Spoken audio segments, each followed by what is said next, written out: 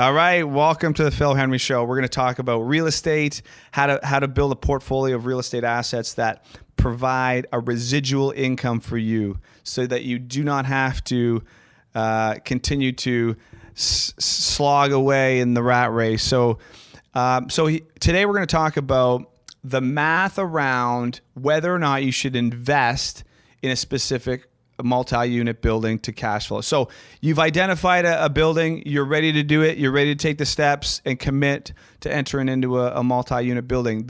A very, very important piece of this is the math. Math doesn't lie, people. That's the funny thing. You don't have to be subjective. You don't have to involve emotions. Math does not lie. And so the key there is you need to really vet out the income. So in a cash flowing property, right, in a multi-unit property, you have income. Income comes from rent. It comes if they have washer and dryers or coin operated laundry facilities. That would be included in the income side of the statement. So you find out in the run of a year what that gross income is. Okay. And then you find out what the gross expenses are. Expenses such as insurance, real estate taxes, maintenance, plowing. And the key here is to always vet this stuff out with the seller of the property, because what people tend to do and and some mistakes I've made in the past is that sometimes you'll just believe the seller that everything's accurate. You need to call the electrical company. You need to call the oil company. You need to call the gas company to make sure that the numbers that he's provided you are accurate. So we've got income. We've got expenses. Here's a suggestion. The suggestion is on the income side of the statement, cut some of that. Cut some of that out. Put some vacancy fees in there. Put a little bit of, put a 10% contingency. So take 10% off that, just to be conservative. On the expense side of the equation, right, add 10%. So take 10 away from the income, add 10 to the expenses, and then do the math. And the math is like this. Take your income, your gross income for the year.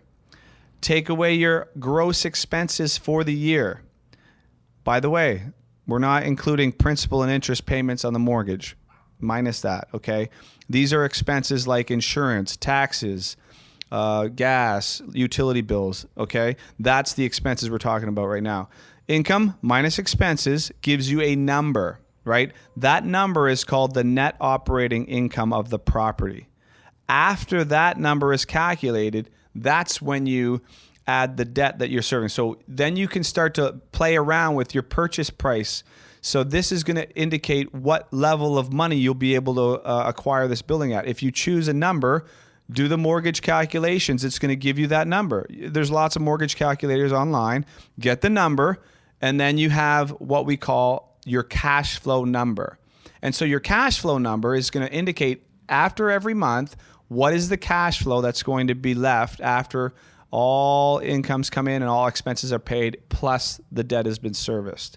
Okay, so we know we've been conservative. We took 10% off income. We added 10% on the expenses. So if we still cash flow at the end of the month, we might have a good deal. And if it's based on the numbers that we're willing to offer this person, the seller, perfect. And again, that's a great way to evaluate it. It's conservative. Give yourself some breathing room and take action. You got to start making offers. And if you make offers, stuff will happen. Good luck, and until next time, take care.